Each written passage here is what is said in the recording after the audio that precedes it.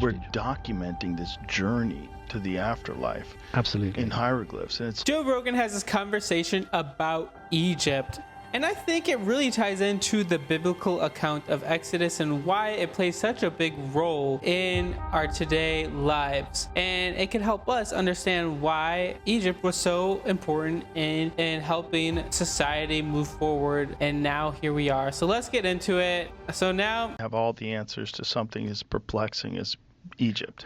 I think this is an area where I often get criticized, but I think when we look at a civilization and what it is and what it's achieving and why it's so special, when we look at our civilization today, we are fantastic at technology. We are brilliant at science. We can make the best possible machines.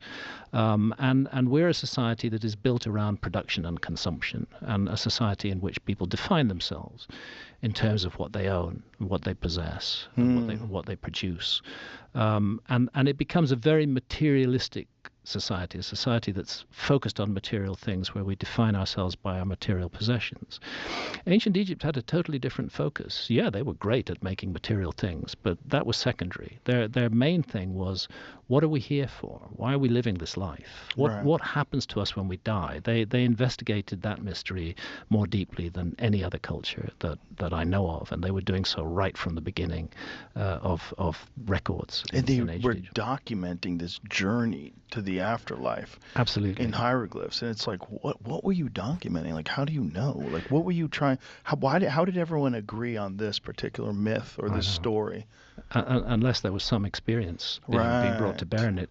It's one of the things that we point out in season 2 is that the ancient Egyptian notion of a leap to the sky after death, to the Milky Way, of a journey along the Milky Way, of encountering challenges and dangers and risks there, monsters that would block your path, gates that you had to know the password to get through. That idea is found all over the world. The path of souls. It's found all over the Americas. What do you think that they're trying to say? Well, I think first of all, it's evidence of a remote common origin of this idea. It's when it's found amongst cultures all around the world that's apparently had no contact with one another and are often separated by hundreds or thousands of years.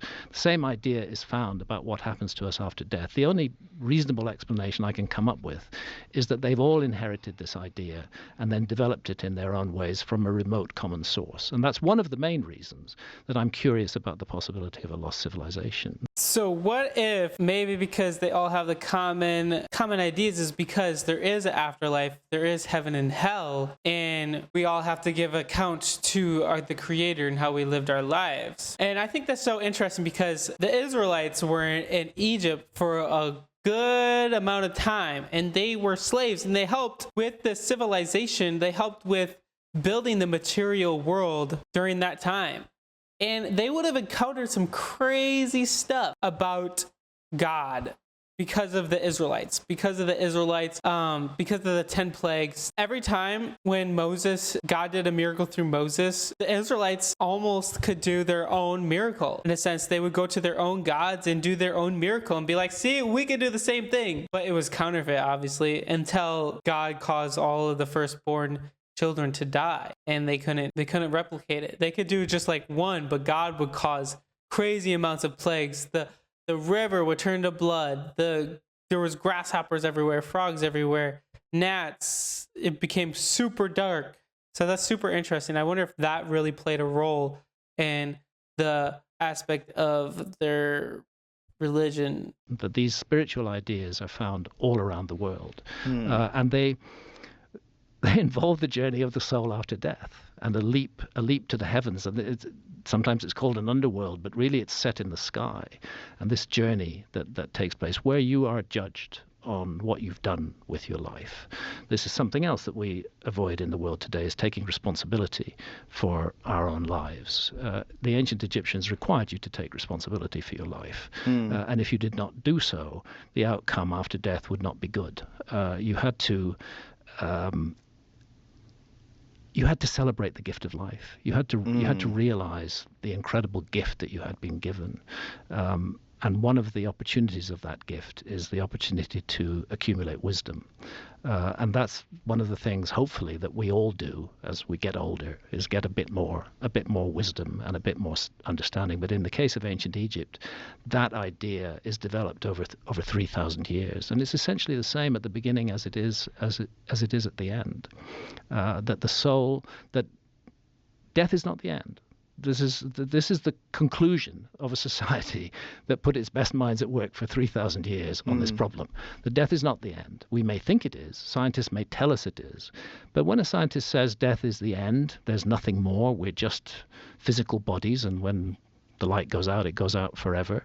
That's actually not a scientific fact. That's not something that's been investigated or can be investigated. Consciousness itself is... Yeah, it's funny how he's like, death is not the end. And now it's crazy because, like, what if the biblical story is right? What if the biblical story of what happens to you when you die is true? And there's something that we all have to get account for. We will be judged on that day. We will be judged and give account to how we lived our life. But the Bible says whoever puts their faith and trust in Jesus and what he did on the cross, that's how we will be saved. So confusing. Just consciousness. Just like, what is it? Why are we conscious? What is it local, or are we tuning into consciousness? And when you die, where's that go? Where's that energy go? Is a soul a real thing? Like, what is the essence of life? What is the essence of human life and human consciousness? Those are perplexing questions. They're very perplexing questions, which actually are of great significance to every one of us. Yeah, I mean, suppose death just is the end, then that's a way not to have to take too much responsibility for our lives, for the impact that we've had on others, for the pain that we may have caused, or for the joy that we may have caused. If death's the end, there's no up or downside to that, whatever we do. But from the ancient Egyptian point of view, death's not the end, and you have been given the precious gift of life. What did you do with it? And there are moral aspects to that question. There's these 42 assessors, they're called the negative assessors, who ask the soul of the deceased questions about what they did in life. And those are all moral questions. They bear some relationship actually to the Ten Commandments. But there's another question. You don't say! Wow, they bear some resemblance to the Ten Commandments. The weighing of words, and that question is, what did you do with the gift we gave you? We gave you the gift of the human life. We gave you the gift of the opportunity to love or to hate at your choice. We gave you the gift to live in a human body, to have this incredible consciousness, to be able to integrate all kinds of information from all kinds of spheres. What did you do with it? Did you leave the world a better place or a worse place than when you came into it? Did you hurt and damage and cause pain to others consistently out of wicked intent, not accidentally but deliberately causing pain? And there are human beings who do that. For the ancient Egyptians, that kind of behavior meant an introduction to Amit, the eater of the dead. And Amit is displayed in the judgment scene. He's a creature, part hyena, part lion, and he sits there, and certain souls do not go on. Their journey ends, and it ends because of the choices they made during life and because they never took responsibility for what they did. Well, it kind of makes sense. A natural selection of the soul. Natural selection of the souls. Isn't this interesting, though, how, like, there's always, like, a judgment day whenever people, like, study the afterlife or they try to figure it out. Like, when people have these near-death experiences, it's one way or another. And it's absolutely wild and crazy. But I really just hope this pushes Joe Rogan to seek God and look for the truth, and to help him know that Jesus is the way. He is the truth. He is the life. No one can go to the Father except through Jesus. Well, anyway, guys, comment down your thoughts on this, whatever that may be. I'd love to hear them. Do you think that this has any role at all with Christianity? And yeah. Please like this video and subscribe. I'm trying to hit 20,000 subscribers by the end of the year, and I know we could do it with your help, so thank you for all your love and support. It means the world. Peace.